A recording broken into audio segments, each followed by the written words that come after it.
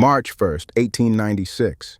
Italy invades Ethiopia with 18,000 soldiers, expecting to add another colony to their empire.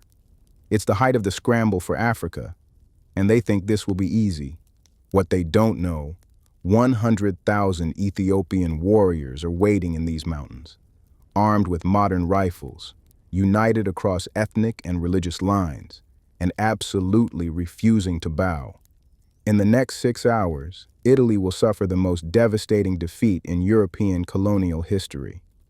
Ethiopia will become the only African nation to defeat a European empire in open battle and stay free. This is the Battle of Adwa. This is the day an empire said never and changed the course of history. Italy and Ethiopia signed the Treaty of Wuchale. It looks like peace between two nations, but buried in the document is a deception that will spark a war. Article 17, the clause that changes everything. The Amharic version says Emperor Menelik II can use Italy to conduct foreign affairs if he chooses. Optional. The Italian version says he must, turning Ethiopia into an Italian protectorate, a colony in all but name.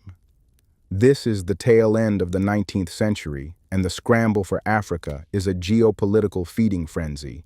European powers are carving up the continent, drawing lines on maps with no regard for the people living there. Italy, a new nation desperate to join the club of great colonial empires, has set its sights on the ancient, mountainous kingdom of Ethiopia as its prize. But Ethiopia is different, an empire with a history stretching back millennia. A Christian kingdom with a fierce tradition of independence, and at its helm is one of the sharpest leaders of the era, Emperor Menelik II. Menelik is a modernizer who understands the European game. He has spent years consolidating his rule and buying modern weapons from the very European nations seeking to dominate the continent. By his side is Empress Taytu Betul, a brilliant political strategist and fierce nationalist deeply suspicious of European intentions. When Menelik discovers the treaty betrayal, he and Taytu are furious. Taytu had warned him. She was right. After all attempts at diplomacy fail, Menelik renounces the entire treaty in 1893. His message to Rome is crystal clear.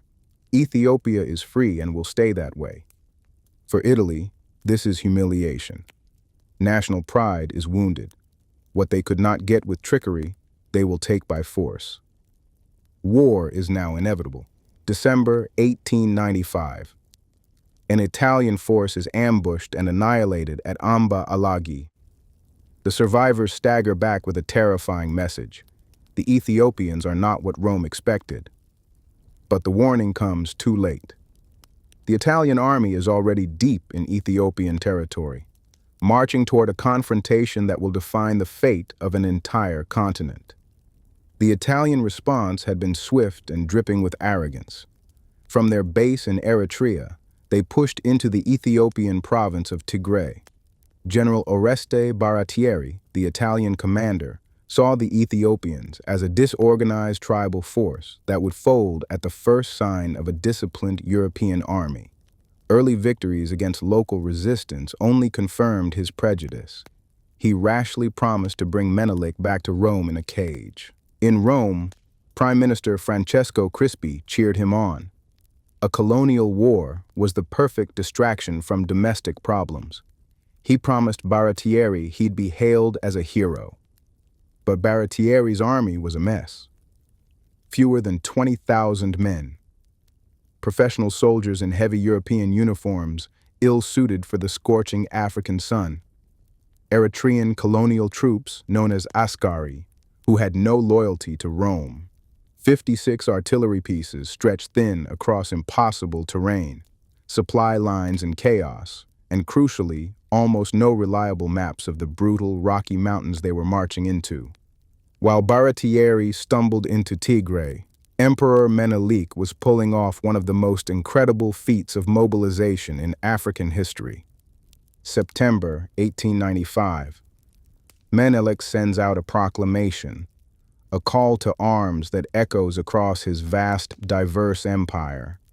From the central highlands to the southern plains, lords and peasants, Christians and Muslims, Amharas, Oromos and Tigrayans, they all put aside their differences and march. This isn't just a royal army, it's the nation itself on the move. 100,000 strong. Thanks to Menelik's planning, his soldiers are well armed with tens of thousands of modern rifles bought from Russia and France. Moving this massive force is a logistical nightmare, but one the Ethiopians are uniquely prepared for. The army is trailed by an even larger number of camp followers, primarily women, who form a human supply chain. They carry food, water, and ammunition. They tend to the wounded.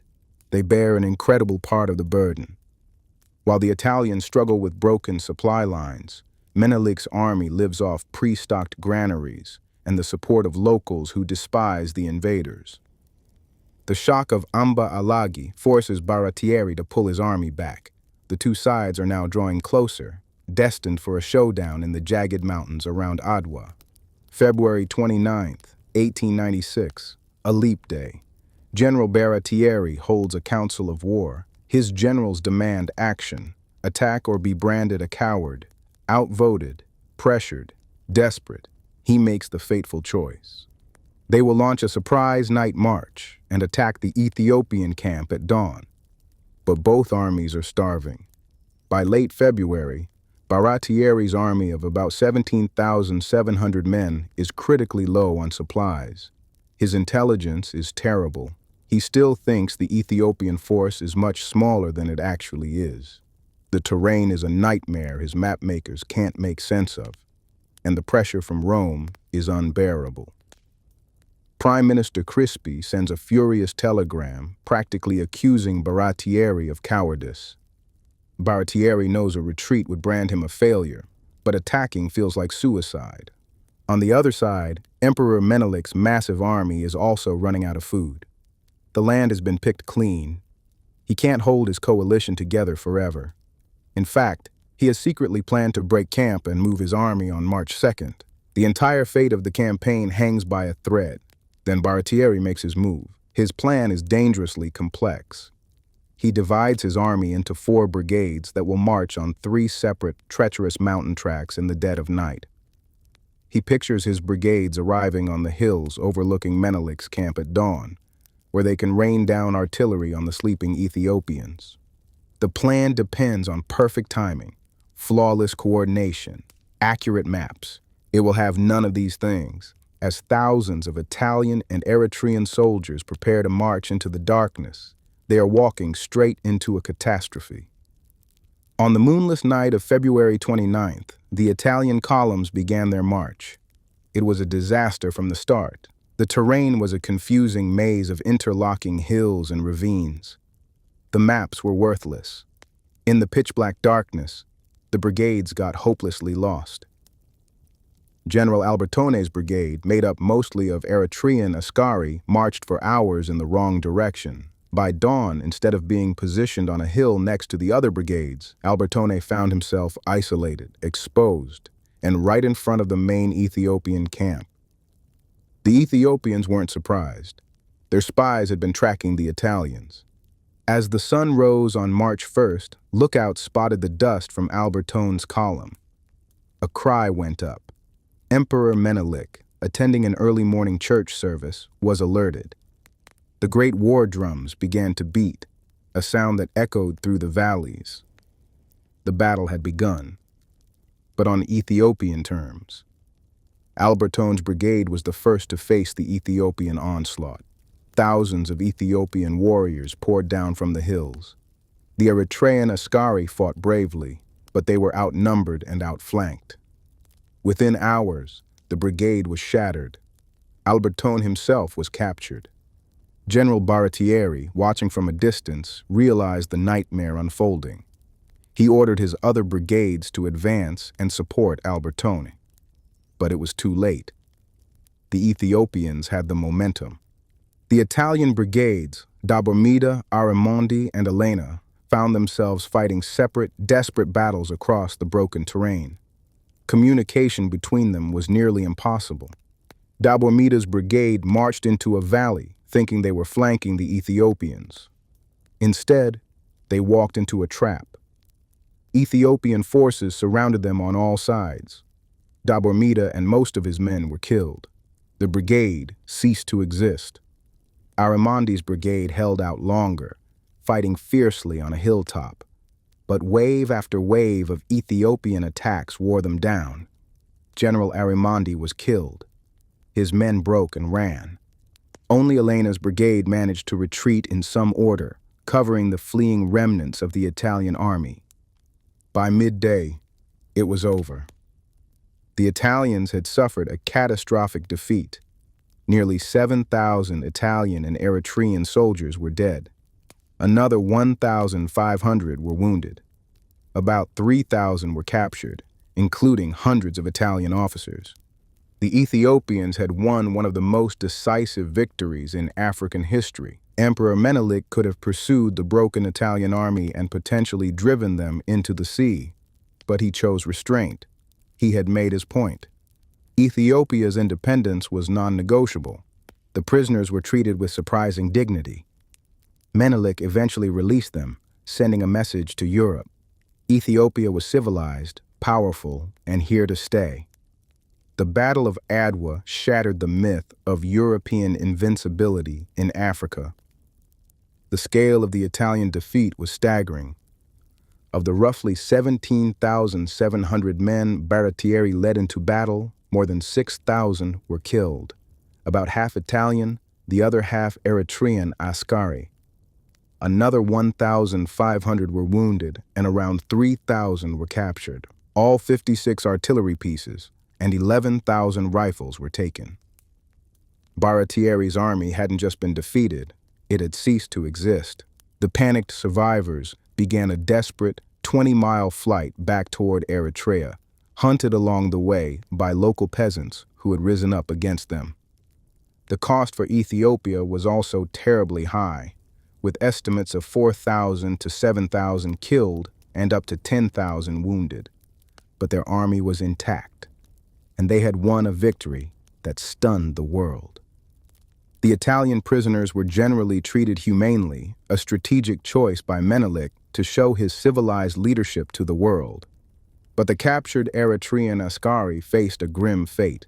Seen as traitors for fighting with the invaders, many were subjected to a traditional punishment, the amputation of their right hand and left foot, a horrific warning against betraying their homeland. When news of the disaster reached Italy, the country erupted. The government was plunged into shock and humiliation.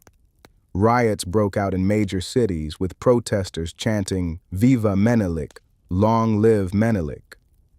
Prime Minister Francesco Crispi, the man who started the war, was forced to resign in disgrace.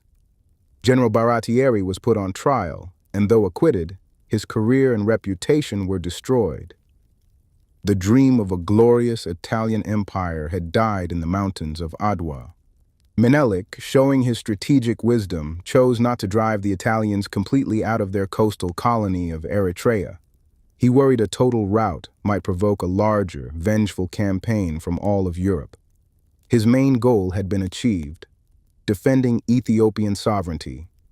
In October 1896, Italy and Ethiopia signed the Treaty of Addis Ababa. It officially canceled the fraudulent Treaty of Wuchale and forced Italy to recognize the absolute independence of Ethiopia.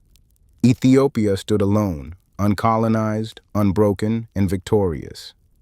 If you found this story of incredible resistance inspiring, make sure to like this video and subscribe to our channel for more tales of history's greatest underdog victories.